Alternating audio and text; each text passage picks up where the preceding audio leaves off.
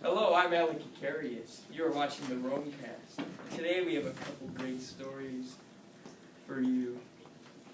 Our first story is on Rome and why our location is so favorable. First off, we are located right in the center of the Mediterranean Sea, so we are in a great position for trade. Second, we have the Tiber River running right through us. Also, our homes are built on hills to defend against attack. And not to mention, we have one of the strongest militaries in the whole world. And now we're going to go over to Natalie with a great story on Rome's expansion. Thank you, Alec. And many of you know of the expansion in Rome. But what is the cause of this expansion? Rome has already taken over Etruscan cities because they are coming at Rome almost yearly. Rome has deposed here Etruscan kings. King is plotting against young republic for the Etruscan cities. Thank you, Natalie. Now on to Romy. Hello, this is Romy on a story of the average Roman's life. All the Romans, whether rich or poor, are living a good life. You get good food, a home, and the best military in the world. If you're working on the farms, thanks for the great food. If you're working in the council, thanks for making Rome the best country ever. And oh, there's supposed to be a great show in the Colosseum today. Go check it out. Chariots and long spears. What a show.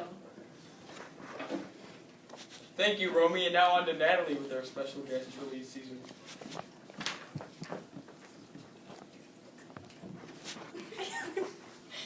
And now we have the famous Julius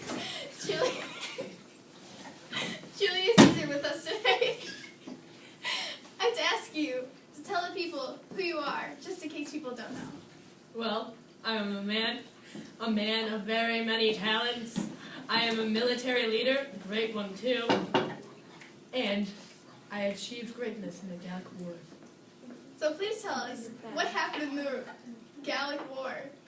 Well, it was a tough battle. They were fierce, really fierce fighters, but because of my brilliance, we defeated the Gauls, or the Gauls. And captured their entire region, too. What is your next step you would like to accomplish? Well, that is my big news for the day. Oh. I was thinking about dictator for life. For life? Yes! For life. Isn't there some law that you can only be dictator for months? Well, when I returned to Rome, the Senate ordered me to break up my military, and I refused! Okay. I was planning on leading my soldiers into Italy and begin fighting! We'll see what happens next. Well, that's all we have time for. Thank you so much for coming in, and back to you, Alec. Thank you, Natalie. And now on to Romy with a farmer from Rome. Hello, today I will be interviewing Maria, a farmer from Rome. Hello, Maria. How are you today? I'm great. Thanks for asking. Good, well, I have some questions for you today. Are there different foods for the poor and the rich? Well, the poor and the rich do eat some of the same foods, but not all the same. The rich have 3 good meals a day: bread, fruit for breakfast, cheese, cold meat or fish, and vegetables for lunch, and then they have a 3-course meal for dinner. That sounds delicious. It is. Also, the meals are healthy and filling. That's great. What about poor people? What do they eat? Do you consider yourself poor? Well, I do consider myself poor, but I don't really care. We drink beer and wine from grapes. We eat porridge, flatbread or soup that is made from wheat and barley, olive oil that is soaked into bread or vegetables. I prefer olive oil in my bread than I do vegetables, but anyways, because I'm a farmer, I plant different kinds of fruits and vegetables as well. Wow. Even though you're poor, you seem like you do well, don't you? The poor people of Rome do okay, but not amazing like the rich do. Oh, okay. Well, I'm afraid that's all the time that we have today. But thank you for answering my questions. It was my honor. Thank you so very much.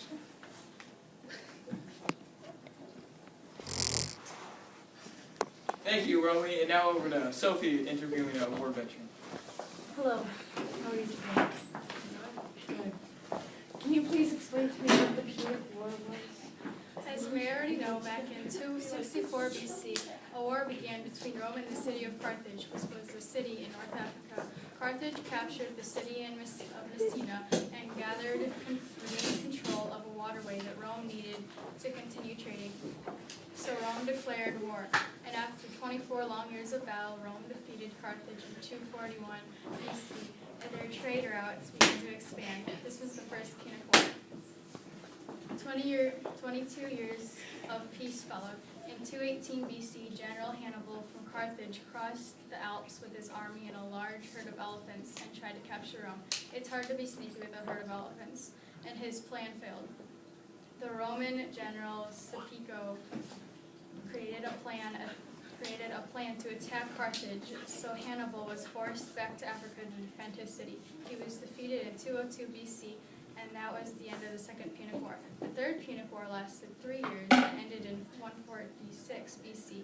Rome captured Carthage, set fire to the city, and sold over 50,000 of the people who lived there into slavery.